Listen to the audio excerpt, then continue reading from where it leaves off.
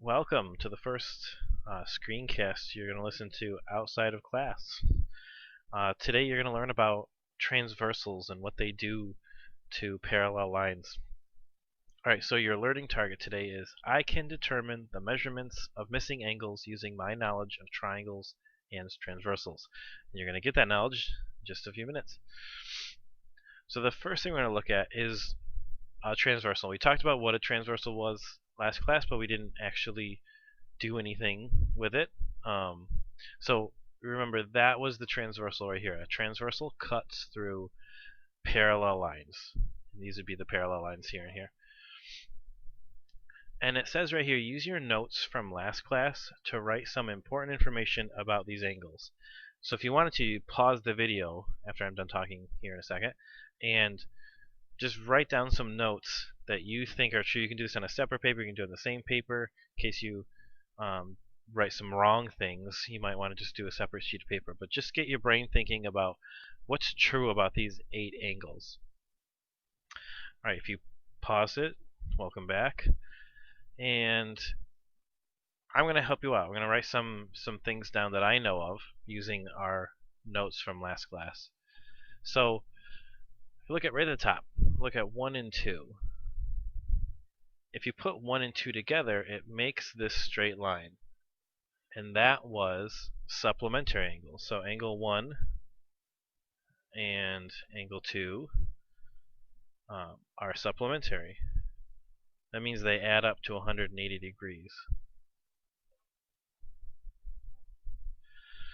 Alright, if we're looking at, let's say, let me erase this, 1 and 4. If you remember what that was called, they're across from each other, formed when 2 lines cross. Angle 1 and angle 4 are called vertical angles. And vertical angles are exactly the same. So we can say the measure of angle 1, that's how we say the measure of something, the measure of angle 1 equals the measure of angle 4. Doesn't mean we know what the measure is, it just means that they're the same. Alright, now because of this transversal cuts through the same way on the top line as it does the bottom line, the same thing is true at the bottom. So I could say something like 5 and 8 are also vertical. But because it's the same on the top and bottom, 5 and 8 and 1 and 4 are all the same. 1, 4, 5, 8. They're all the exact same angle. And we can do the same thing with 2, 3, 6, and 7. They're all the exact same angle. So even though there are 8 total angles here, there's only 2 different types of measurements. There's the small ones, and there's the big ones. So we could say, let's say this was 40 degrees. Then this one would have to be, since they're supplementary, and they have to add up to 180, this one would have to be 140. And that's all you would have to know. You can get the rest of them because we said 1, 4, 5, and 8 are all the same.